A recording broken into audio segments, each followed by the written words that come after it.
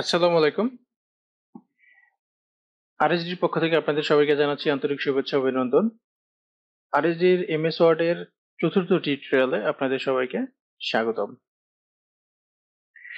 গত টিউটোরিয়ালগুলো যারা দেখেন নাই, মিস করে গেছেন, তারা প্লেলিস্ট থেকে ভিডিওগুলো দেখে নেবেন, তাহলে আজকের ভিডিওটা বুঝতে আপনাদের সুবিধা হবে, বা সামনের দিকে যে ভিডিও টিউটোরিয়ালগুলো আমরা করব সেইগুলো আপনাদের বুঝতে সুবিধা হবে। ঠিক আছে, তো চলেন আজকের ভিডিও আমরা শুরু করি। গত টিউটোরিয়ালগুলোতে আমরা এমএস ওয়ার্ডের যে বিষয়গুলো নিয়ে আলোচনা করছিলাম, সেখান থেকে দেখা যাচ্ছে লাস্ট ভিডিওতে আমরা হোম রিবনের যে বাকি যে কাজগুলো ছিল সেগুলো নিয়ে আলোচনা করছিলাম। আজকে হোম রিবনে আমাদের আর সামান্য কিছু কাজ বাকি আছে, সেগুলো আমরা দেখব। যেমন ধরেন আমরা এখান থেকে আন্ডারলাইন করা শিখছিলাম, কিন্তু আন্ডারলাইনের যে কালারটা, আন্ডারলাইনের কালারটা আমরা চেঞ্জ করা শিখি নাই, আমরা ফন্টের কালার চেঞ্জ করা শিখছিলাম। তো এই কাজটা আমাদের একটু বাকি রয়ে গেছে, এখান থেকে এই কাজটা আমরা একটু দেখব। প্রথমত আমাদের এখানে ফন্ট কালার দেখেন অটোমেটিক এটা আছে। তো এখান থেকে ওই ফন্ট কালারটা, ঠিক আছে। তো ফন্ট কালার অটোমেটিক আছে, থাক। আমরা এখান থেকে যেটা করব সেটা হচ্ছে ফন্টের একটু, আমরা একটু আন্ডারলাইন দিলাম এখানে। আন্ডারলাইন দেওয়ার পরে এই আন্ডারলাইনে আমরা কালার করব, ঠিক এখান থেকে আমরা ধরেন কালার করে দিচ্ছি এটা। এরপরে যদি আমি ওকে করি, দেখবো যে আমার আন্ডারলাইন হচ্ছে এবং আন্ডারলাইনে কালার হচ্ছে এটা। আর ফন্ট কালার আমরা সরাসরি এখান থেকে চেঞ্জ করা শিখছিলাম, আমরা কিন্তু এখান থেকে ফন্ট কালার চেঞ্জ করা আগে দেখি নাই। তাহলে আমরা চাইলে এখান থেকে কিন্তু ফন্ট কালারও চেঞ্জ করে দিতে পারি। ফন্ট কালার এটা, ওকে, ঠিক আছে। তো এইটা ছিল আমাদের এই ফন্টের কম্বো বক্স থেকে। এখান থেকে আমাদের এইটুকু বাকি ছিল। বাকি যে এই যে ইফেক্ট গুলো আছে এখানে আপনি দেখতে পাচ্ছেন, এক একটা চেঞ্জ করলে এক একটা হয়, এগুলো আপনারা আপনাদের মতো করে দেখে নেবেন। ঠিক আছে, আমি এখান থেকে বের হয়ে গেলাম। এখন আমাদের আরেকটা বিষয় প্যারাগ্রাফের মধ্যে থেকে রয়ে গেছে বাকি, সেটা আমরা একটু দেখি। প্যারাগ্রাফের মধ্যে থেকে আমাদের দুইটা জিনিস আমরা শিখবো আজকে। প্যারাগ্রাফের মধ্যে থেকে এখানে দেখেন ইন্ডিকেশন বলে একটা অপশন আছে। ইন্ডিকেশনে এখানে দেখতে পাচ্ছেন আপনি, এখানে ইন্ডিকেশনে 0.4 দেওয়া আছে, 0.4 দেওয়া আছে। আর এখানে স্পেশালের এখানে এসে ফার্স্ট লাইন দেওয়া আছে, অর্থাৎ ফার্স্ট লাইনের যে প্রথম লাইনটা, মানে এই প্যারার যে প্রথম লাইনটা, সেই লাইনটা এখান থেকে লেফট সাইড থেকে 0.4 ইঞ্চ পরে শুরু হবে। এটাই মূলত এই ইন্ডিকেশনের কাছে। এটাকে যদি আমি 0 করে দিই এখান থেকে, আর এখান থেকে যদি নান করে দিই, তাহলে আপনি দেখতে পাবেন যে এই লাইনটা নর্মাল প্যারাগ্রাফ যেখান থেকে শুরু হয়েছে এই প্যারাটা ঠিক ওখান থেকে আবার চলে আসছে। তো এইভাবে আপনি চাইলে ইন্ডিকেশনের মাধ্যমে যদি আপনি এরকম করতে চান সেটা আপনি করতে পারেন। এটা গেল। আর পরের যে বিষয়টা নিয়ে আমরা কথা বলছিলাম সেটা হচ্ছে এখানে স্পেসিং বিফোর আফটারে আপনি যদি কিছু করতে চান সেটা আপনি করতে পারেন এখান থেকে। এইবার আমরা যেটা শিখবো হচ্ছে লাইন স্পেসিং। লাইন স্পেসিংটা কি? লাইন স্পেসিংটা যদি আমরা শিখতে চাই তাহলে আমাদের শিখাতে হবে এরকম, যে আমাদের এই লাইন থেকে এই লাইনের মধ্যে এই যে গ্যাপিংটা, এই গ্যাপিংটা আমরা কিভাবে কম বেশি করতে পারি সেটা আমরা এখন দেখব। এই গ্যাপিংটা কম বেশি করার জন্য আমরা প্রথমত এই প্যারাটাকে মাউস দিয়ে সিলেক্ট করব, বা যে কোনো সিস্টেমে আমরা সিলেক্ট করে নেব। সিলেক্ট করার পরে এখান থেকে আমরা প্যারাগ্রাফে যাব। তারপরে প্যারাগ্রাফে যাওয়ার পরে এখান থেকে আমরা এই লাইন স্পেসিং আসবো। লাইন স্পেসিং আসলে নর্মালি এখানে দেখেন থাকে হচ্ছে সিঙ্গেল। সিঙ্গেল থাকলে ঠিক এরকম থাকে। এবং এখন আপনি যদি চান যে এই লাইন স্পেসিংটা কম বেশি করবেন, তাহলে আপনি এইটাকে ডাবল করে দেন। আমি ডাবল করে দিয়ে আপনাদের এক্সাম্পল দেখাচ্ছি। ডাবল করে দিলে এরকম হয়। এখন এগুলো কোন কোন ক্ষেত্রে লাগে? অনেক সময় দেখা যায় যে আপনি একটা সিভি লিখে ফেলছেন, আপনার সিভিটা মাত্র একটা কি দুইটা লাইনের জন্য এই সিভিটা 3টা পেজে হয়ে গেছে। তো আপনি ওই 3টা পেজে প্রিন্ট দিতে গেলে একটা দুইটা লাইন সিভির মধ্যে, একটা দুইটা লাইন একটা পেজের মধ্যে এরকম দেখতে খারাপ দেখায়। আপনি যদি তখন এই স্পেসিংটি ইউজ করেন তাহলে দেখা যাবে কি, যে আপনার ফন্ট সাইজও ছোট করা লাগলো না। ফন্ট সাইজ ছোট না করে ফন্ট সাইজ যেরকম ছিল সবগুলো ওরকম থাকলো।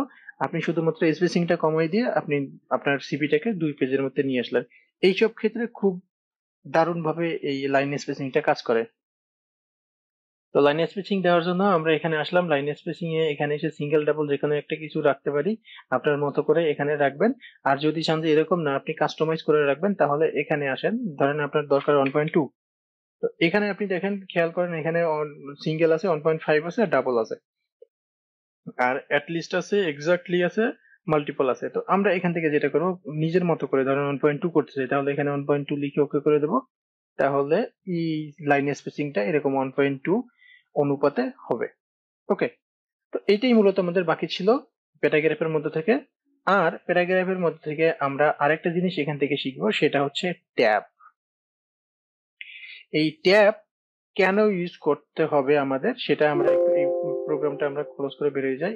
সেটা আমাদের লাগবে বিশেষ করে এইরকম, এরকম যদি আমরা সিভি লিখতে যাই, সিভি লেখার ক্ষেত্রে আমাদের এরকম ট্যাব সেট আপ করে সিভিটা লিখতে হয়, তাহলে সুন্দর দেখায়। যেমন ধরেন এখানে দেখেন একটি সিভির ফরম্যাট আমি আপনাদের জন্য তৈরি করে রাখছি, সুন্দর এভাবে ট্যাব সেট আপ করে করে। তো এই ফরম্যাটটা হুবহু আমি কপি করে আমার ডিসক্রিপশনে দিয়ে দেবো, আপনারা চাইলে ওখান থেকে এটাকে কপি করে নিয়ে দেখে প্র্যাকটিস করতে পারবেন। তো এখন চলেন যে আমরা এটা কিভাবে ক্রিয়েট করতে পারি, রিক্রিয়েট করতে পারি, সেটা আমি আপনাদের দেখাচ্ছি। আমি প্রথমত এখানে আসি, এখানে আসার পরে একটু স্পেসিং দিয়ে নিলাম এভাবে, আর এখান থেকে এটা, এই সবগুলো ইফেক্ট আমি তুলে দিলাম, বা এখান থেকে এসে ক্লিয়ার ইফেক্ট করে নিলাম। ওকে, এখন আমরা এখানে এরকম লিখবো,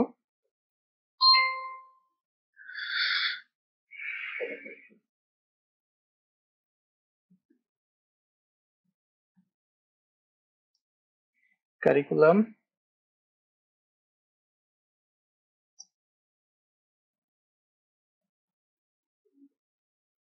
ভিটা অফ ইওর নেম, আপনি আপনার নাম লিখবেন এখানে, আমি জাস্ট এক্সাম্পল দিচ্ছি।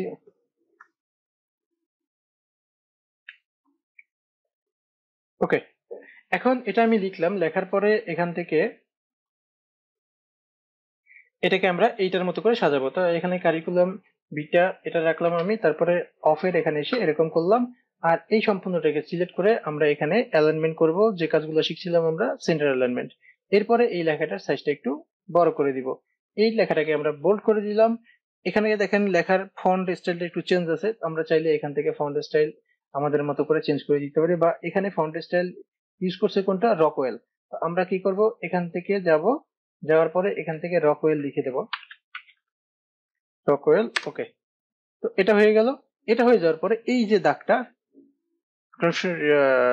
বর্ডার লাইনটা, এই বর্ডার লাইনটা দেওয়ার জন্য আমরা যেটা করবো সেটা হচ্ছে, এখানে আসলাম, আসার পরে এখান থেকে আমরা একটি বর্ডার লাইনের বর্ডার এন্ড শেডিং এ যাব, যাওয়ার পরে এখান থেকে আমরা এরকম উইথটা নিয়ে নেব, কত উইথে হবে সেটা দেওয়ার পরে আমরা জাস্ট ওকে করে দেব। ওকে করে দেওয়ার পরে এখান থেকে আবার আসলাম, আসার পরে ইনসাইড হরিজন্টাল লাইন, এটার উপর ক্লিক করে একটা ইন্টার প্রেস করবো, তাহলে দেখেন এটার মতো হয়ে গেল।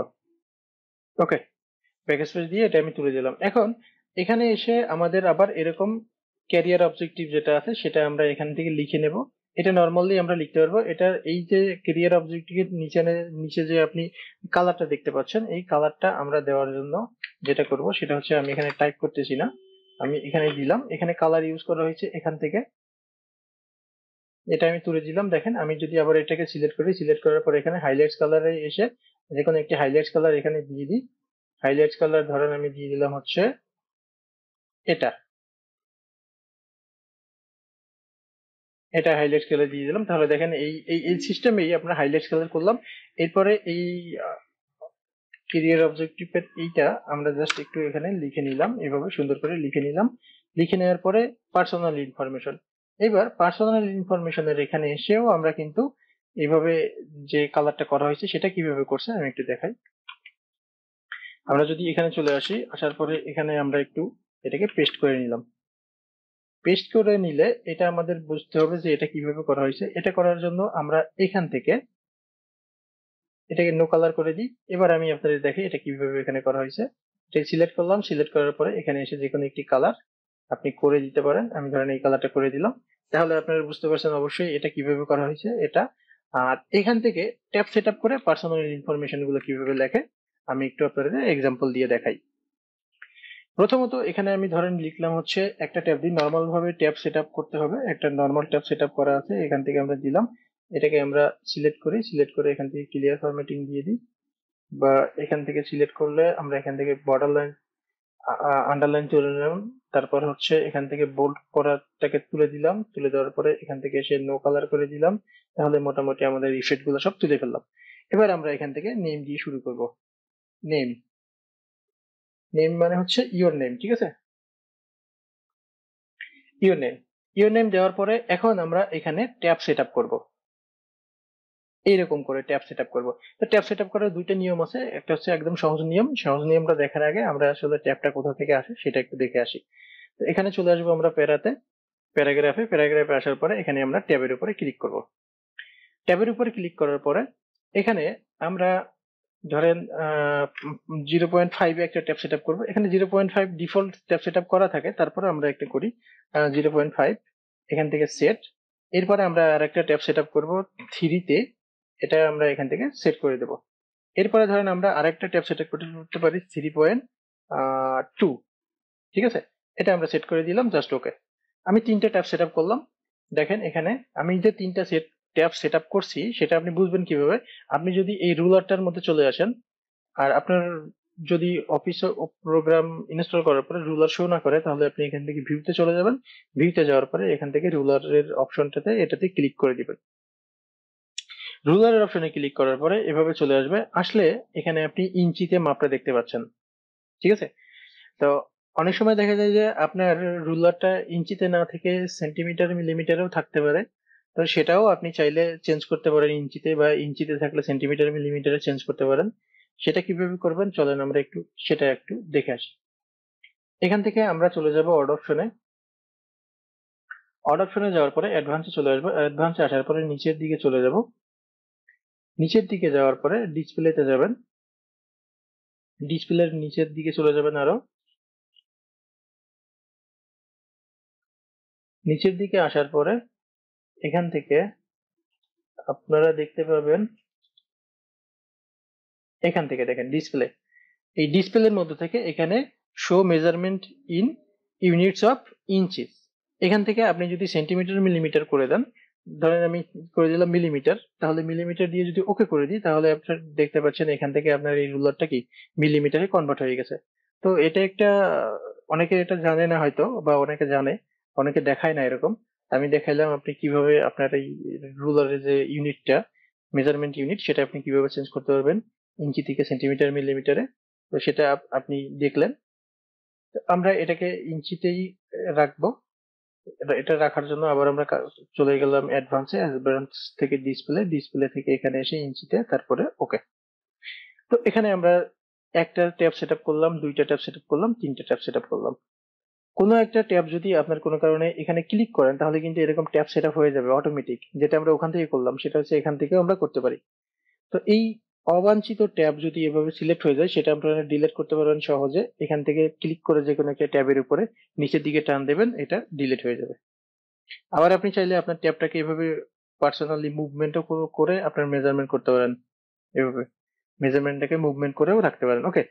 তো এখন আমরা এখানে ট্যাব দিলাম। ট্যাব দেওয়ার পরে প্রথমে আমরা এখান থেকে শুরু করব। এই 0 থেকে একটা ট্যাব দিব, এখানে চলে আসবে। এখানে আসলে আমরা লিখলাম হচ্ছে নেম, তারপরে আরেকটা ট্যাব দিব, এখানে চলে আসবে। এখানে আসলে আমরা দিলাম হচ্ছে কোলন। কোলন দিয়ে আপনি লিখবেন হচ্ছে আপনার নাম। তো আপনি এখানে লিখবেন যে ইয়োর নেম, আপনার নাম লিখবেন। এরপরে ইন্টার প্রেস করবেন। ইন্টার প্রেস করলে নিচের লাইনে চলে আসবে। আসলে এখানে আপনি একটা ট্যাব দিবেন। ট্যাব দিলে ঠিক এই বরাবর আসলো। আসার পরে এখানে আপনি লিখবেন হচ্ছে আপনার বাবার নাম, এফ নেম, ঠিক আছে। আমি সংক্ষেপে লিখলাম। এরপর আবার ট্যাব দিবেন, এখানে চলে আসবে। আসলে এখানে আপনি কোলন দিলেন। কোলন দিলে আর একটা ট্যাব দিবেন, ছোট ট্যাব। এটা এখানে আমরা ট্যাব ইউজ করি নাই, ওকে। এখানে ছোট একটা ট্যাব দিলেন। এরপরে ইয়োর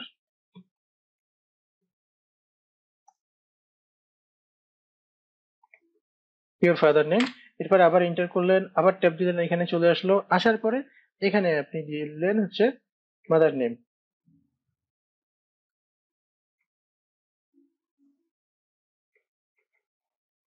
মাদার নেম ট্যাব, এখানে কোলন, তারপরে আরেকটা ট্যাব, এরপরে আপনি এখানে আপনার মায়ের নাম লিখে দিলেন, ওকে।